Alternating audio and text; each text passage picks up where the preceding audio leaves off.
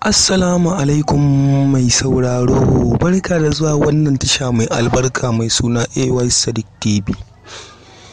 Mun gode da kallon wannan shiri mai suna bugun zuciyar masoya, shiri da yake da dogon zango a wannan episode 34 da za mu dora.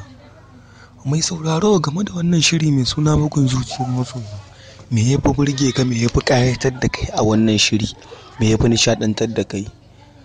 Amma in dai wannan ne zuwanka na farko, kafin mu je gaba ya kamata a ce ka yi subscribing, ka danna alamar ƙararrawa a wannan tashar, yace za mu dinga sanar da kai sababbin shirye-shiryen da zaran mun daura, har da waƙoƙin Hausa ma. Me sauraro, me ya fi shirye ka tare da wannan shiri mai suna bugun zuciyar masoya?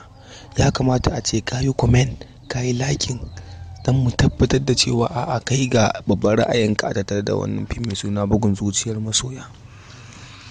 Wannan fim da yana da dogon zango kuma mun sai na nishaɗantar da ku masu sauraro. To mu da ma burin mu nishaɗin ku shine namu. To dan Allah muna so kai subscribing ka danna alamar ƙararrawa, yadda za mu dinga sanar da kai sababbin shirye-shiryen mu a kowane lokaci da zarar mun ɗora. To wannan shiri dai shiri ne mai dogon zango da ake yin sa a duk ranar Juma'a karfe 8 na dare, wanda yake da baya wuce mega nawa ne. Ya kamata a ce kuna taimaka kuna kallon wannan fim mai suna bugun zuciyar masoya episode 34. Mun gode da kallon tasha mai suna AY Sadiq TV.